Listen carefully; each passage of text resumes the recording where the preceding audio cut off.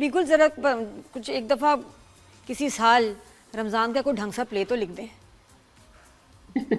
बड़े बुरे बन रहे हैं कुछ और मेरा एक। ख्याल है वो शायद इसलिए बुरे बन रहे हैं कि वो रमजान रमजान प्ले की तरह उसको ट्रीट किया जाता है, शायद इसलिए। वरना एक अगर आप एक 30 किस्तों का रोज दिखाने वाला अच्छा सा प्ले इंटरटेनिंग सा बना दें तो वो क्यों बुरा होगा? उसको रमजान प्ले क्यों नहीं, ट्रीट उसमें किया जाता है रमज़ान का शायद। जिक्र भी नहीं होता, जी, कोई जिक्र भी बात नहीं होता नहीं, तो। रोज़े की बात नहीं, कुछ नहीं, बड़े बुरे बन रहे हैं। थोड़ा सा उस एक मतलब बना दें, शायद कुछ सुधर जाए चीज़ें। जिंदगी पे प्ले बनाए, उसमें रमजान आ गया बस महीना, तो वो ये कह रही है कि वो फिर वो मजे का होगा, है ना? हाँ, और बिल्कुल बताएं नए एक्टर्स नए राइटर्स को जरा आप थोड़ा सा मोटिवेट करें। बहुत सारे मुझे मैसेजेस आते हैं, मेरे पास स्क्रिप्ट है, मैं राइटर बनना चाहता हूँ, बताएं आगे क्या करूँ। मैंने कहा मुझे भी नहीं पता, तो आप बताएं देखें, तो क्या करना चाहिए।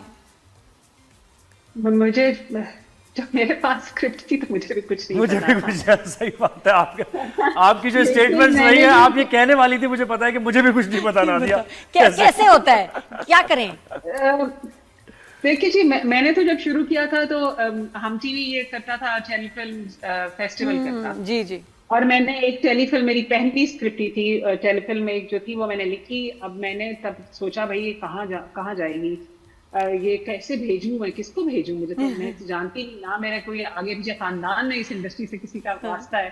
तो फसी बारी खान तब वहाँ कंटेंट हेड थे हम टीवी पे। अच्छा। उनका नाम मैंने पढ़ा कि अच्छा ये हैं फसी की, मैं चीजें देखती थी और मैं बड़ी इंस्पायर्ड थी उनके काम से। तो मैंने उनका नाम लिख के और हम टीवी का एड्रेस देख के इंटरनेट से उनको भेज दिया। वो इत्तेफाक से उन्होंने खोल लिया, पढ़ लिया, फिर उन्होंने मुझे राब्ता किया मुझसे और कहा कि आप कौन हैं भाई, मैंने तो आपका नाम भी कभी नहीं सुना। तो मैंने कहा जी पहली स्क्रिप्ट लिखी है मैंने। तो उन्होंने, आई थिंक जो पहला रास्ता खुला था वो ये था कि आई वाज एक्सट्रीमली लकी या कि वो स्क्रिप्ट फसी के हाथ में गया, जो कि समझते थे इस चीज को, और उन्होंने फिर उसको फैसिलिटेट किया। वो पहली जब स्क्रिप्ट बनी तो पहली पे ही मुझे अवार्ड मिल गया। मुझे लगा कि बस अब तो मेरे जगमगाता हुआ फ्यूचर खुल गया है सामने, मगर ऐसा हुआ नहीं। फिर मार पड़नी शुरू हो गई थी, बस एक क्योंकि वो जर्नलिस्ट कहते और कि एक हम होस्ट पर अब आप कहानी लिखें। हाँ, ये भी रहता है ना।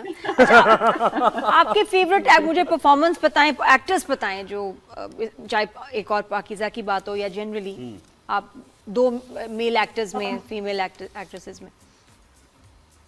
क्या एक और पाकीज़ा में तो आई थिंक, खैर मुझे लगता है कि अगर कोई शायद ये, अब ना credit goes to the director also, no doubt. Actors and the directors of course, कि उन्होंने कैसा काम निकलवाया है। एक उस कैरेक्टर से भी तो जो शायद, मतलब जो शायद 2-3 जुमलों के लिए ही अपीयर हुआ हो, मगर उसकी वो भी लगता था कि यही है, इसी का हिस्सा है इस चीज का, कहीं ऐसे ही नहीं हमने खपा दिया उसे। इवन कई दफा मैं गौर कर रही होती हूँ कि जो साथ लोग खामोश बैठे होते हैं या एक्स्ट्राज होते हैं, उनको भी बड़ा बेहतर डायरेक्ट किया हुआ है।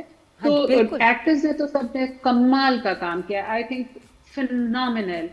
But for my personal favourite अगर मैं कहूँ कि जिसने मुझे उड़ा के मुझे रख दिया, दैट इज नादिया। नादिया अफगान।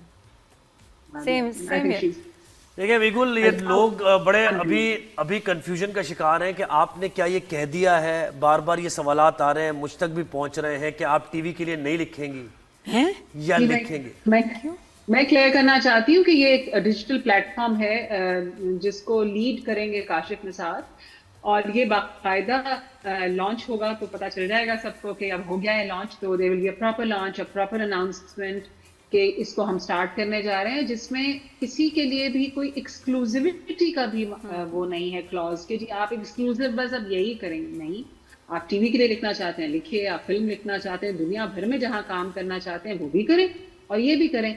यहाँ सिर्फ फर्क होगा, ये होगा कि आपको हम रॉयल्टी देंगे। जी, और और मतलब आप भी ये लिखेंगे बात है। टीवी तो के लिए आइंदा ऐसे टेकिंग अच्छे ड्रामे। Dramas to the next level.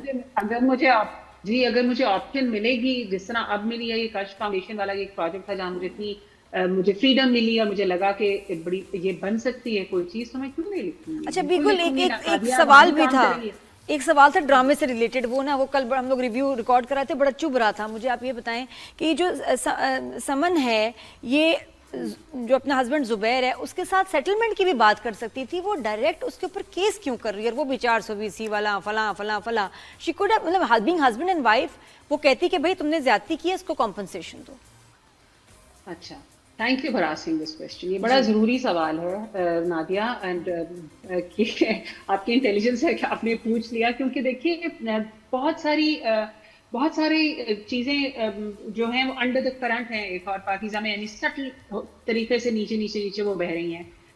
उसका जो एक ओवरऑल पूरा जो अगर आप उसको देखिए तो उसमें बहरहाल एक ऑप्रेस्ड जेंडर की बात हो रही है, ठीक है।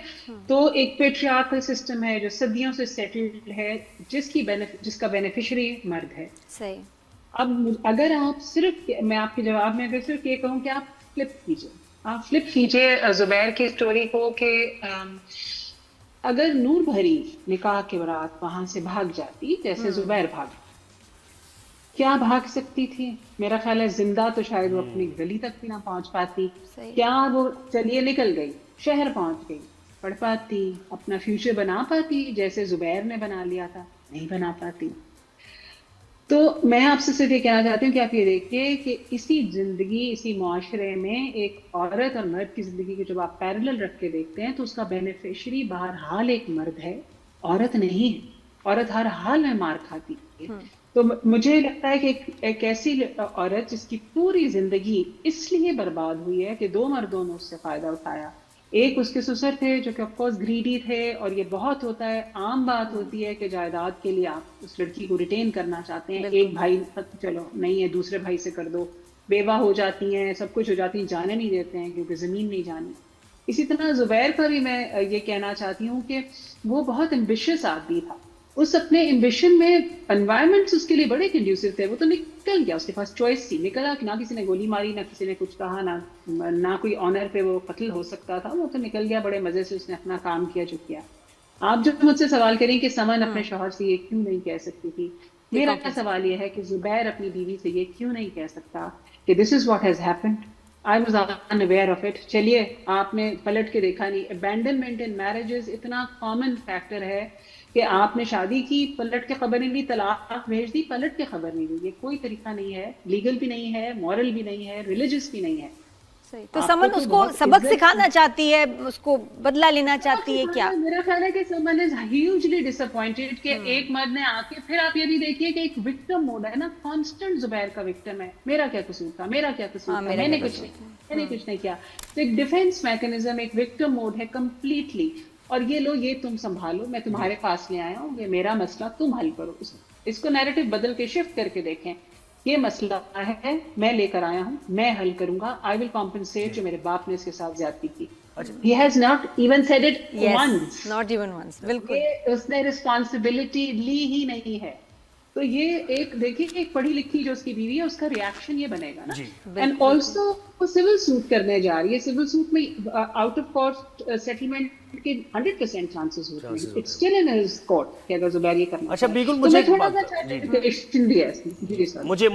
बात बताएं, आपने पेट्रियार्कल सोसाइटी की बात की, तो जब हम खवातीन के हुकूक की बात करते हैं तो ये लगता है कि पेट्रियार्कल सोसाइटी के अगेंस्ट तो हम हैं, लेकिन हम शायद औरत मार्च की तरफ है। ये दो बना दिए, बड़ा अनफॉर्चुनेट है ये कि औरत मार्च को एसोसिएट कर दिया जाता है एक अलग एक्सट्रीमिज्म से, और पेट्रियार्कल सोसाइटी तो है ही, जिसकी डेफिनेशन आप ज़ाहिर बेहतर बता सकती हैं। तो ये भी एक अनफॉर्चुनेट है ना इस माशरे में कि हम बैलेंस लेके चलना ही नहीं अभी जानते। अभी हमें पता ही नहीं है कि विमेन राइट्स भी हैं और एक मर्द के राइट्स भी हैं। जी देखिए, इक्वालिटी मुझे नहीं लगता कि इतनी आसान है हासिल करना। इसमें फिर कहूँगी तो एक बात कंट्रोवर्शियल हो जाएगी, लेकिन बहरहाल क्योंकि फेमिनिन एनर्जी सुपीरियर और स्ट्रॉन्गर है, अब ये बायोलॉजिकली फिजियोलॉजिकल बात है, साइंटिफिक बात है, the feminine energy is stronger than masculine energy, ठीक है जी। इसीलिए तो पेट्रियार्की की जरूरत पड़ी है, वरना तो ना पड़ती। तो इसलिए तो आप औरत को दबाते हैं। अच्छा, वो ये समझती है कि मैं बहुत इंफीरियर हूँ ऑलरेडी। दूसरी बात जो आपने औरत मार्च की कि देखिए, हमसे बारहा ये कहा जाता है औरतों से कि आप आराम से बात करें, प्यार से अपना हक मांगे ना, आहिस्ता बात करें ना, धीमे लहजे में बात करें। कोई भी मूवमेंट जब चलती है और वो राइट्स की मूवमेंट होती है, हकूक की मूवमेंट होती है, उसमें एग्रेशन एक नेचुरल फ्यूल होता है उस मूवमेंट का, उसके बगैर वो चलना नामुमकिन है। अब ये बड़ी ज्यादती है कि एक औरत जिसकी गर्दन पे आपने पाँव सदियों से रखा हुआ है, वो जब उसे झटक के चीखना चाहती है तो आप उसके मुंह पे हाथ रख के कहते हैं आहिस्ता झटको, आहिस्ता मांगो, धीरे चलो। तो ये पॉसिबल नहीं है। देखिए, अगर आप, मैं तो क्योंकि मैंने अब बहुत एक्सटेंसिव रिसर्च की है crimes against women, particularly in our society, तो उसके बाद तो मुझे लगता है कि मैं भी शायद बहुत चीख के बात करना चाहती हूँ, और मैं कहना चाहती हूँ कि अंदाजा ही नहीं है कि क्या हो रहा है, हर सेकंड के ऊपर क्या हो रहा है। बिल्कुल, हम जो फील करते हैं ना, वो उस अंदाज में, उस पावर, उस स्ट्रेंथ से हम बात करते हैं, औरतों में ये है। तो वरना तो ये कि हम बिल्कुल, मुझे लगता है मैं तो फट जाऊं अगर आप नहीं अब ना इसके लिए रोए नहीं बिल्कुल इसके लिए या दोबारा ऊंचा आना नहीं पड़ेगा बोला, आपको। तो आप लगता है कि जैसे बस एक और इंटरव्यू आपका फील होगा, मोर। आपकी तहरीर की तो बात होगी, लेकिन इस टॉपिक को जो हमने छेड़ दिया है तो अब ये नामुकम्मल और रहा आप है। बहुत अच्छा बोलती हैं, और आप, अब मुझे अच्छा लग रहा है कि अब आप स्क्रीन पे नजर आ रही हैं बात करते हुए। ये प्लीज जारी रखिएगा, because you're a treat to watch and speak to, honestly. Thank you so बहुत मच, शुक्रिया थैंक यू आपका। सो मच, बहुत शुक्रिया आप लोगों के इनविटेशन का। थैंक यू थैंक यू बिल्कुल।